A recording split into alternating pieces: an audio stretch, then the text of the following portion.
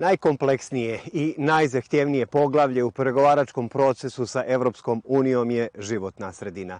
27. znači potpunu posvećenost, mnogo vremena i još više novca. I upravo polazni impuls za formiranje redakcije za ekologiju i pokretanje emisije Ekovizija je upravo bilo otvaranje ovog poglavlja u pregovaračkom procesu sa Evropskom unijom.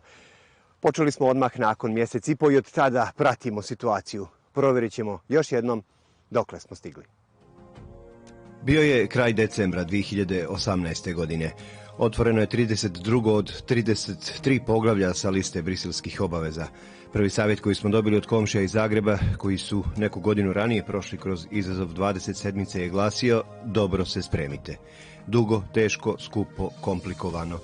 Prve računice su govorile da bismo mogli izgraditi makar još 2 autoputa za novac koji poglavlje iziskuje. Bila je potrebna jasna vizija, dobra strategija i konkretna realizacija. Pa gdje smo sada u odnosu na početke? Trenutno pomaci postoje. Ono što bi ja problematizovao je da do sada nije bilo dovoljno volje, želje ili sposobnosti da se krene naprijed sa zatvaranjem poglavlja 27 i aktivnosti. Trenutno na Skupštini imamo preko 40 zakona koje se direktno tiču zaštiti prirode, ekologiji, poglavlju 27, koje su na čekanju već skoro godinu dana.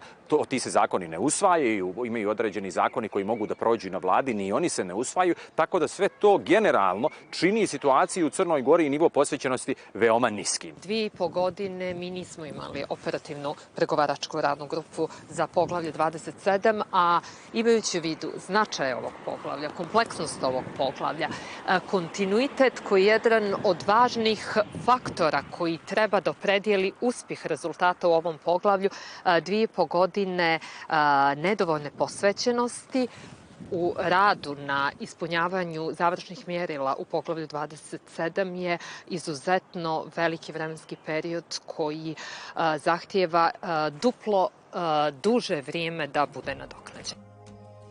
Od otvaranja poglavlja je prošlo više od 4 godine. Ne bilo kakve, već najizazovnije u posljednjih nekoliko decenija. Covid, Ukrajina, kriza hrane i energenata ubrzali su zelene agende širom planete. Period najdinamičnijeg posla Crna Gora je skoro prespavala. Zvuči nevjerovatno da je za 2,5 godine održan jedan jedini sastanak radne grupe za poglavlje 27 i to onaj konstitutivni. A sada imamo novog šefa radne grupe i, nadajmo se, drugačiji odnos prema ovoj kompleksnoj priči. Od kada se na čelu pregovaračkog tima za poglavlje 27 nalazi dr. Milan Gazdić, direktor Agencije za zaštitu životne sredine, u prethodna 2 mjeseca uspjeli smo da zatvorimo preko nekih 50 aktivnosti za ovu godinu, što je stvarno sjajan rezultat i pokazuje da makar sa njegove strane, njegovog najužeg tima, postoji velika doza posvećenosti kako bi se ovo poglavlje zatvorilo. Ministarstvo ekologije je donijelo jedno novo rješenje o formiranju nove radne grupe koja je racionalizovana. Ranije smo imali 45 članova radne grupe ili preko 45, a sada imamo skoro duplo manje. Već od februara krenuli smo dinamičnije, već od februara do danas smo imali 2 sjednice, konsultativnu i prvu sjednicu radne grupe gdje smo počeli sa radom malo intenzivnije. Negdje naš plan je da svaki mjesec imamo u posljednjoj sedmici mjeseca sjednicu gdje ćemo da prolazimo sve te aktivnosti koje treba da ispunjava. Vrlo sam bila negativno iznenađena kad sam vidjela da u sastavu radne grupe nema predstavnika nadležnih inspekcija.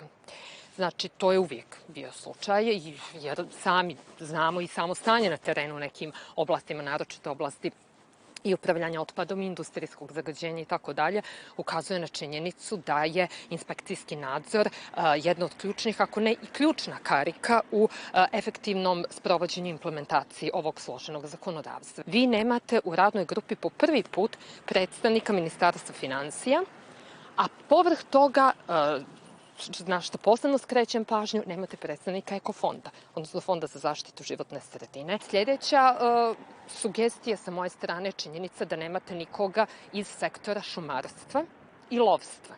Vi dobro znate koliko su to važne oblasti, koliko je to negdje organski dio apsolutno životne sredine. Ja mislim da je to apsolutno nebitno. jer nekako obaveza svih institucija u Crnoj Gori za različita poglavlja jeste i mislim prioritet jesu evropske integracije. Svi imaju neka svoja zaduženja i neke svoje obaveze koje moraju da ispunjavaju. Zašto nekih grupa nema? To je vjerovatno zbog racionalizacije. Imali smo u prethodnom periodu preko 45 članova radne grupe, pa ste vidjeli da nije to bilo baš onako kako treba. U ovom sad sazivu imamo za svaku podoblast predstavnika, imenovali smo koordinatore podoblasti i ti koordinatori će da okupljaju sve ove institucije koje ste nabrojali da nisu članovi grupe formalno. Priča o poglavlju 27 je priča o zdravoj životnoj sredini, ali i prvorazredna ekonomska tema. Spisak standarda, obaveza, normi, ali i njihova promjena u hodu sa inoviranim pravilima ponašanja i svježim zahtjevima je i izuzetno skupa priča. Nadležno ministarstvo ekologije, prostornog planiranja i urbanizma je bilo u obavezi da izvrši rekalkulaciju troška, ali ja to volim da kažem investicije, implementacije obaveze iz poglavlja 27, ali ajde da kažemo troška, koliko će to koštati građane Crne Gore do te neke 2035. godine, jer mi znamo da ne možemo u narednih par godina da izgradimo sva postrojenja za prečišćavanje otpadnih voda, svu infrastrukturu u oblasti upravljanja otpadom, da saniramo zatečeno zagađenje i tako dalje. I imate situaciju 2021. godine da su oni napravili kalkulaciju samo do 2025. godine. Dakle, period još za godinu i po. I to je neka vrsta ipak nekog kratkovidog pristupa. Dakle, napravljena je kalkulacija finansiranja obaveza za naredne 2 do 3 godine. Vjerujte što je za dugoročno planiranje i dugoročnu viziju za ovo poglavlje apsolutno jedan pristup koji nije adekvatan. Mi kada planiramo poglavlje 27, kada planiramo finansiranje u poglavlju 27, moramo da imamo mnogo duži vremenski horizont od minimum 10 godina. Dakle, i dalje je ta zvanična cifra od milijardu i po. Svakako, financije su jedan od većih izazova, ali po mom mišljenju veći izazov su kadrovska pitanja. Što se tiče financija, uvijek se nađu sredstva, nekada je to malo i precijenjeno, procjena za određene aktivnosti. Imali smo, na primjer, sad iskustva sa nekoliko takvih aktivnosti koje su koštale i do 10 puta manje nego što je ranije bilo procijenjeno. Što se tiče nekih procjena ranije koje su rađene, za zatvaranje ovog poglavlja potrebno je negdje oko pola milijarde eura, a do 35. godine, znači i nakon zatvaranja, nakon uspostavljanja kompletne infrastrukture, negdje čak blizu 2 milijarde eura. Usporene aktivnosti i propuštene šanse tokom prethodnog perioda se moraju nadoknaditi ubrzanim tempom u budućnosti. Energetska kriza, nova pravila dekarbonizacije i Evropska zelena agenda nameću dodatna iskušenja, nimalo laka za jednu zemlju u razvoju sa brojnim neriješenim osnovnim izazovima i nedovršenim poslovima u ovoj oblasti. Zeleni dogovor Evropske unije, njegov pandan u Americi, prepoznati kao u stvari novi pravac razvoja. Ono što je bila industrijska revolucija prije nekih 150 godina, to je sada zelena revolucija ili zelena transformacija koja doprinosi adaptaciji na klimatske promjene. Da evo daću samo jedan primjer. Prošle godine u Crnoj Gori u šporetima kao ogrjevno drvo završilo je preko 800.000 kubika drveta ili nekih 450.000, pola miliona stabala.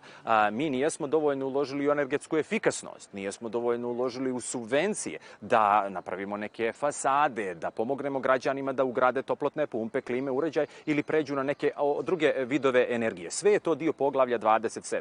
Podsjetit ću da ove godine ulazimo u požarnu sezonu, kada aviohelikopterska jedinica MUP-a nema ni jedan jedini funkcionalan helikopter ili zrakoplov iz razloga što jednostavno zakasnili smo. A nama je i to dio agende i poglavlja 27, jer šumski požari su jedna od najvećih problema. Morat ćemo da radimo zbog toga što je budućnost Crne Gore direktno vezana za zeleni razvoj. Mi smo sigurno 30 godina iza Evropske unije. Mislim, Crna Gora reciklira svega preko 1% svog otpada. To je za Evropu i za 21. vijek nešto nezamislivo.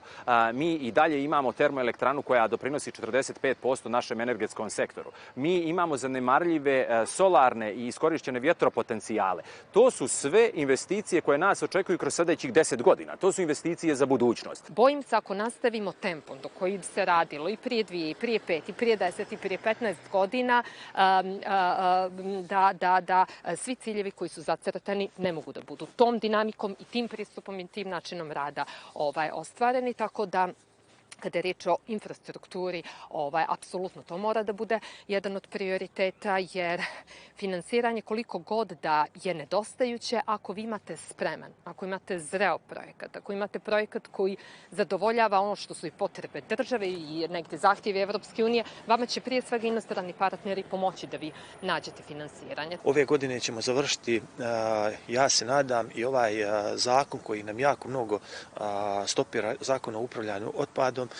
Završit ćemo i državni plan, naravno uz naš pritisak grupe, završit ćemo i taj plan državni upravljanjem otpadom i još nekoliko zakona koji su ključni za ovo poglavlje. Tako da ćemo u sljedeću godinu, ja mislim, ući mnogo spremniji i napredak će biti